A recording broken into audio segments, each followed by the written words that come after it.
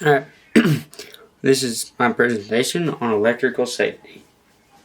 So, to start this off, of course, this is by me. And so our main topic, of course, is electricity.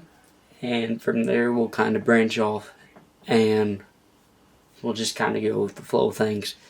In this video, I'll be trying to show you how to stay safe in the home setting, and we'll kind of try to correlate towards the industrial setting a little bit, because of course that's what the class is.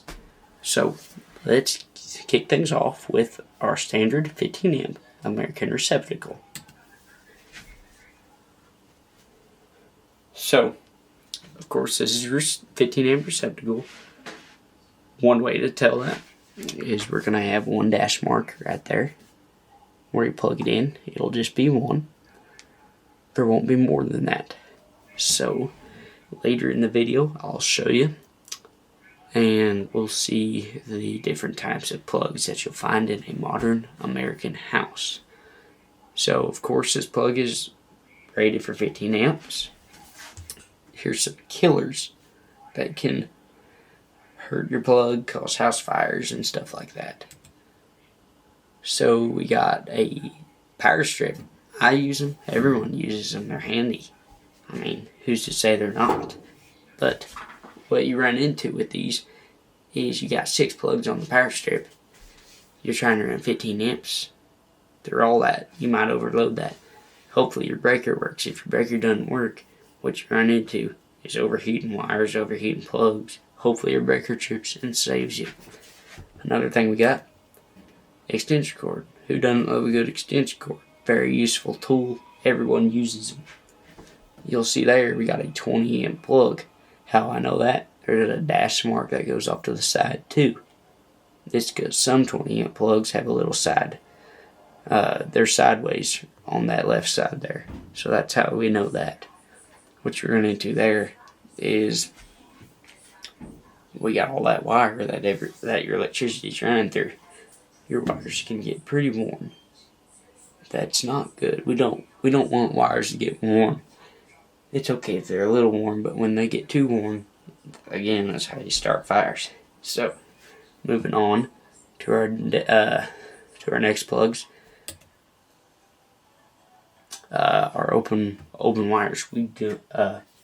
You'll find open wires in a lot of settings, a lot of industrial settings. You might have some in your home. Heck, even I do. But these are dangerous because, of course, these are live wires. So try to cover them up, wire nut them, electrical tape, just so you're not going to touch them. Avoid live wires. Of course, they're dangerous, like it says. Alright. So here we've got all 3 of these plugs on the same circuit, all running through the same wire. So those are 15 amp plugs. So hopefully your breaker trips at 15 amp. You want a 15 amp breaker. So kind of what I was talking about. All of this, you're running everything, all 15 amp of your amps to that. So when we got a microwave, a fridge, an ice maker, some Christmas lights, Christmas decorations, it adds up. We hope the breaker will trip, but you never know that. So, getting towards the end of our slideshow here, we've got our plugs, different types of household plugs. So we got our ground fault circuit interrupter. You'll find these in a lot of bathrooms. What this does is when it senses a path to ground can be very little, it's going to trip way sooner and way faster. Usually I think it's around 0.05 seconds is when it's how quickly they're supposed to trip, or quicker. That's something I'd have to look up. But again, like I said, it stands for ground fault circuit interrupter. It's just a 15 amp one, but if you dropped a hairdryer in water, went to grab it, normal plug is most likely going to shock you. Your water's going to be energized. Whereas, like a bathtub, whereas with ground fault circuit breaker, it's going to trip. You can grab it. I would still unplug it before you do that, but that's how they work. Then, like we were looking at earlier, that's our 15 amp receptacle. I've already talked about that. Here's our 20 amp receptacle. I was talking a little bit about that earlier.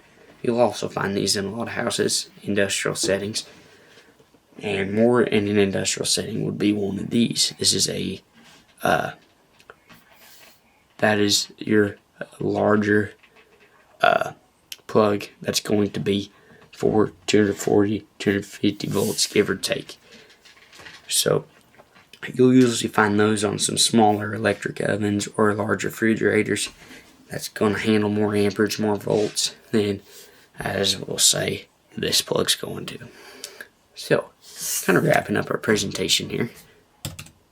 Electricity, high voltage, can be low voltage. It runs from your power lines right here to your house, to an industrial setting. Electricity's everywhere. Very handy, something we all use. But it's something we should respect, and if you respect it, it'll respect you back. So I hope you learned something in this video. And that's my presentation.